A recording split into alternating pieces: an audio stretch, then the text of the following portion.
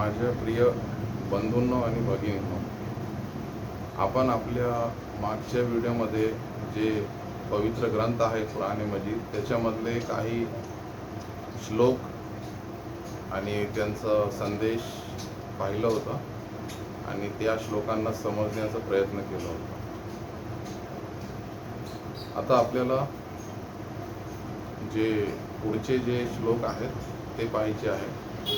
आपण मागच्या व्हिडिओमध्ये श्लोक क्रमांक 40 आणि 41 पाहिलं होतं आणि त्याच्यामध्ये असं पाहिलं होतं की जे बनी इस्राईल असं म्हटलेलं आहे, तर इस्राईल म्हणजे याकूब अलैहिस्सलामचं दुसरं नाव आहे आणि याकूब अलैहिस्सलाम जे आहे ते युसुफ अलैहिस्सलामचे पिता आणि इसहाक अलैहिस्सलामचे पुत्र आहे. आता आणि इब्राहिम अलैहिस्सलामचे नातू आहे याकूब अलैहिस्सलाम. तर त्यांच्या पुत्रांना असं म्हटलेलं आहे की या बनी इस्राईल, कारण इस्राईल याकूब अलैहिस्सलामचं दुसरं नाव होतं. आणि याकूब अलैहिस्सलामला 12 पुत्र होते आणि त्यांच्याहून जी चाललेली जी नसल आहे, तर त्याच्यामध्ये जे यहुदी लोक आहेत ते आहेत आणि बहुतेक जे ईसाई आहेत ते पण त्याच्यामध्ये येतात.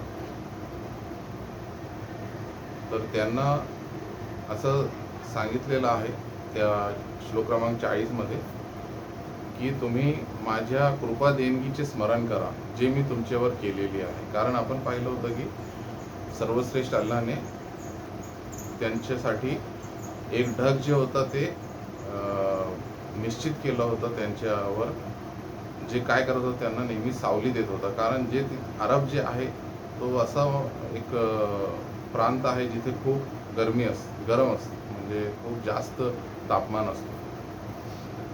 पण अल्लाने त्यांच्यासाठी त्यांच्यावर एक ढग जे आहे निश्चित केलं होतं आणि त्यांना जे जेवण आहे त्यांचं ते पण आकाशातून येत होता. मन्न सलवा त्याला असं म्हटलेलं आहे कुराण मजीदमध्ये. ते आपण पुढच्या श्लोकांमध्ये पाहणार आहोत.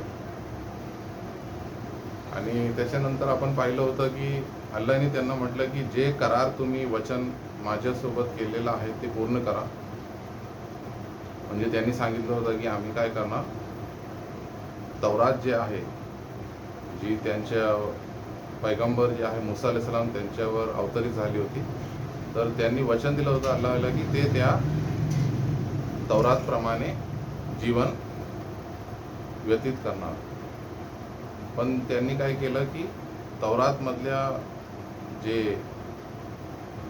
जे काही तौरातमध्ये आहे त्याला बदलून टाकलं, काही ठिकाणी बदल केलं आणि त्याच्यामुळे अल्लाहने त्यांना म्हटलं की तुम्ही माझ्यासोबत केलेला करार पूर्ण करा, मी तुमच्यासोबत केलेला जे करार आहे वचन आहे ते पूर्ण करणार. आणि पुढे अल्लाहने त्यांना म्हटलं की मनुष्यांना किंवा मनुष्यांचं भय राखण्याऐवजी काय करा, तुम्ही फक्त माझाच म्हणजे अल्लाहचा भय राखा. त्याच्यानंतर त्यांना 41 श्लोक क्रमांक 41 मध्ये असं म्हटलेलं आहे की तुम्ही ईमान राखा त्या पुस्तकावर जे सत्य घोषित करते तुमच्या पुस्तकांना. म्हणजे पवित्र जे कुराण मजीद आहे त्याच्यावर ईमान ठेवा, कारण तो काय करतो की तुमचे जे पुस्तक आहेत, तौरात आहे, इंजिल आहे, त्यांना सत्य घोषित करतो आणि घोषित करतो की ते अल्लाहकडून अवतरित झालेले आहेत. आणि अल्लाहने नंतर म्हटलेलं आहे की पूर्ण अरब जे आहे त्याच्यामध्ये तुम्ही म्हणजे या पुस्तकाचे कुराण मजीदचे इन्कारी पहिल्यांदा बनू नका सुरुवातीला. आणि मग त्यांना म्हटलेलं आहे की माझे जे आयत आहेत त्यांना थोड्याशा किमतीत विकू नका. आणि परत त्यांना म्हटलंय की तुम्ही जे भय आहे ते फक्त अल्लाहचंच राखा आणि अल्लाहला सोडून कोणाचाही भय राखू नका. आता आपल्याला जे श्लोक क्रमांक 42 ते 45 पाहायचं आहे आज. त्याच्यामध्ये असं म्हटलेलं आहे की तुम्ही जे सत्य आहे तर त्याला असत्याशी भेसळ करू नका. कारण हे लोक काय करायचे की थोड्याशा पैशासाठी यहुदी लोक काय करायचे किंवा रिश्वत घेऊन जे तौरातमधले जे जे काही त्याच्यामध्ये दिलेलं आहे तर लोकांच्या इच्छेप्रमाणे किंवा लोकांच्या फायद्यासाठी अल्लाच्या आदेशांना बदलून टाकायचे, त्याच्यामध्ये बदल करायचे, जेणेकरून लोकांना त्याच्यावर चालणं सोपं होईल किंवा लोकांना त्यांच्याप्रमाणे जीवन व्यतीत करता येईल.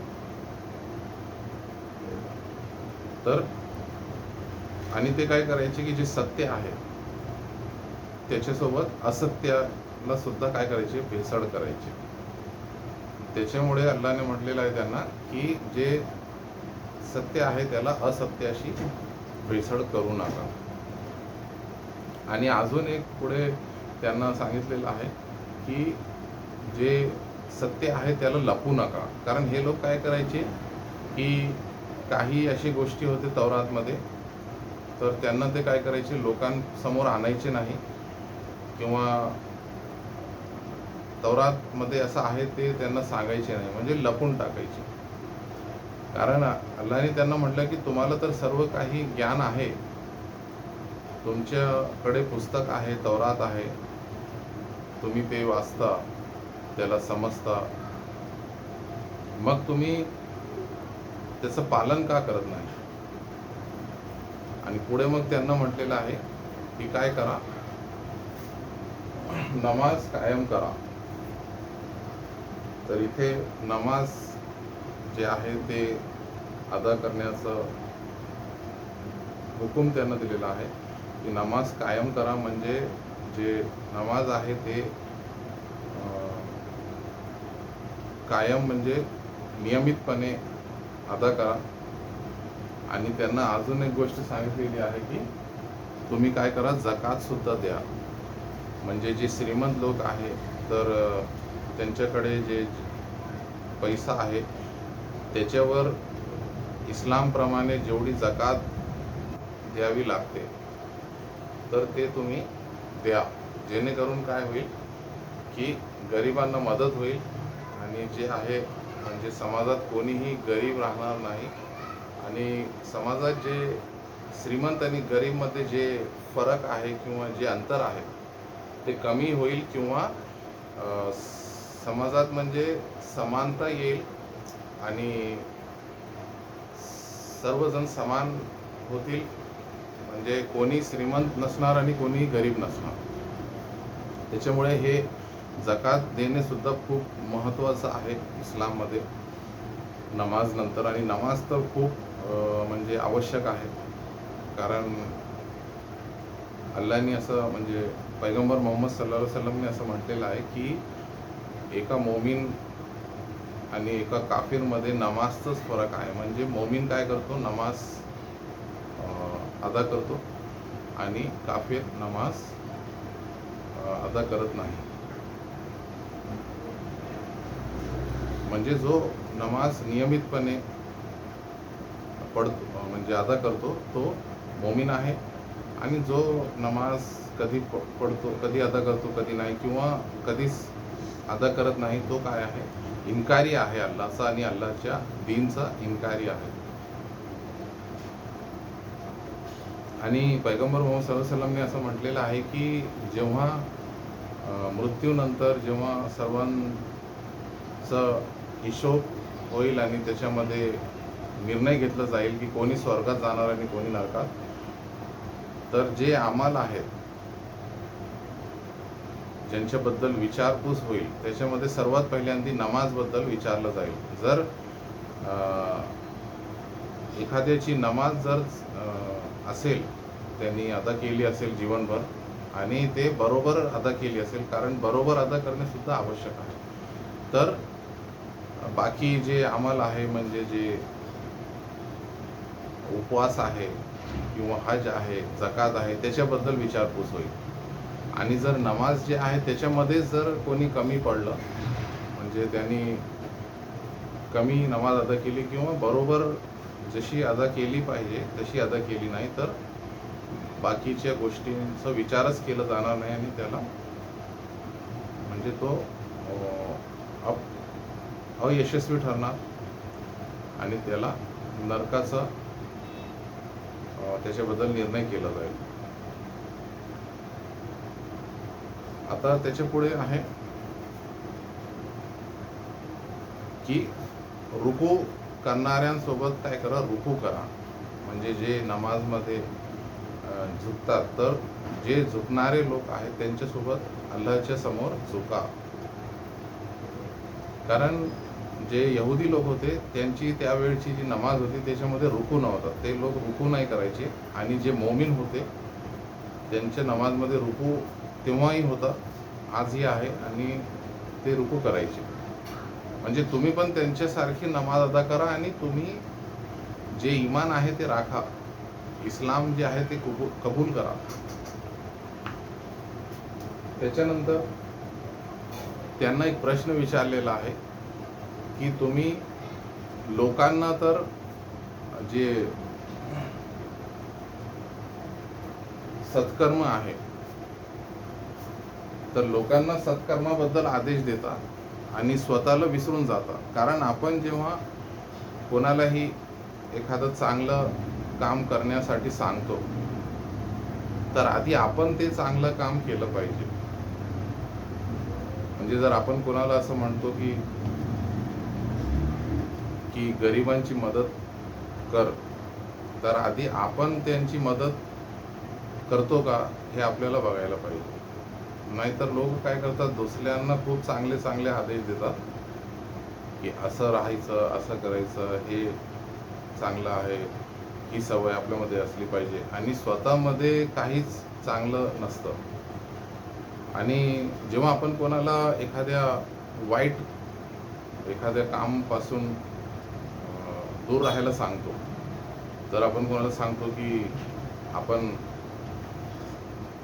खोटं बोलायचं नाही, किंवा आपण कोणाला सांगतो की जे काही म्हणजे नशा करायचं नाही, तर आपण स्वतः पहिल्यांदा पाहायचं की आपण सत्य नेहमी बोलतो का, खोटं किती बोलतो, किंवा आपण खोटं बोलणं सोडून दिलं का नाही, किंवा आपण नशा करतो का, आपण ते आधी सोडलं का. नाहीतर काय आहे की आपण सर्व काही करतो, खोटं बोलतो, नशा करतो, आणि दुसऱ्यांना काय म्हणतो की खोटं बोलणं हे खूप वाईट सवय आहे, खोटं बोलायचं नाही, नशा करायचं नाही, त्याच्याने असं होतं तसं होतं, आपलं स्वास्थ्य बिघडतो, किंवा आजार, आपण हे काही आजार आपल्याला होतात. पण स्वतः आपण त्याच्यावर चालतो का.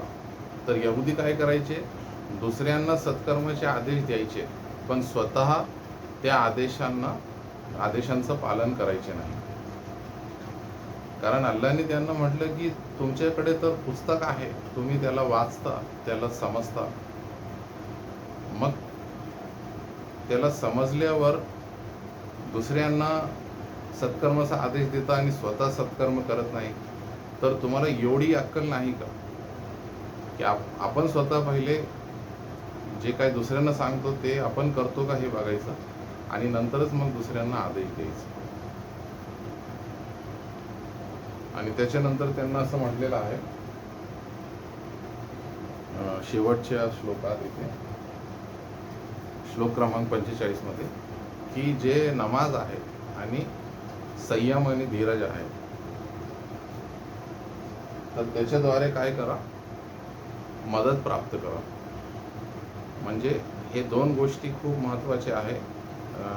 जेव्हा आपण दुःखी होतो किंवा आपण निराश हताश होतो,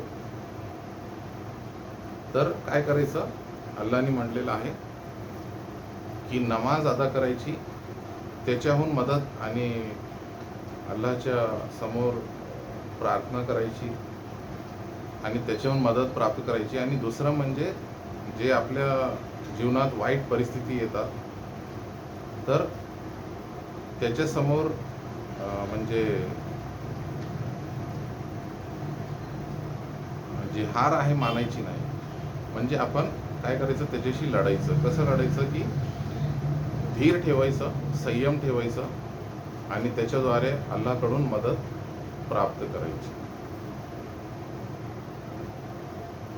आणि त्याच्यानंतर असं म्हटलेलं आहे की हे जे नमाज नियमितपणे आणि नेहमी अदा करणे हे खूप कठीण काम आहे आणि खूप त्याच्यासाठी म्हणजे आपल्याला खूप बलिदान द्यावं लागतो. पण जे लोक अल्लाचं भय राखतात आणि त्यांच्या मनापासून जे अल्लाची उपासना करतात, तर त्यांच्यासाठी हे काम जे आहे म्हणजे नमाज अदा करणे आणि धीर आणि संयम ठेवणे हा एक खूप सोपं काम आहे. पण बाकीच्या लोकांसाठी हे खूप कठीण काम आहे असं अल्लाने इथे म्हटलेलं आहे. तर हा संदेश या श्लोकांमध्ये दिलेला आहे. मी आशा करतो की तुम्हाला हा संदेश समजला असेल आणि व्हिडिओ आवडला असेल तर त्याला लाईक करा, शेअर करा आणि माझ्या म्हणजे माझा प्रोत्साहन करण्यासाठी चॅनलला काय करा, सबस्क्राईब करा, जेणेकरून मी अजून अशा व्हिडिओज तुमच्यासाठी तयार करू शकणार आणि आपण म्हणजे इस्लाम जे आहे त्याच्यावर म्हणजे चालणार आणि त्याच्यावर अंमल करणार. तर आपण आज इथे थांबू. जे पुढचे श्लोक आहे ते आपण पुढच्या व्हिडिओमध्ये बघू.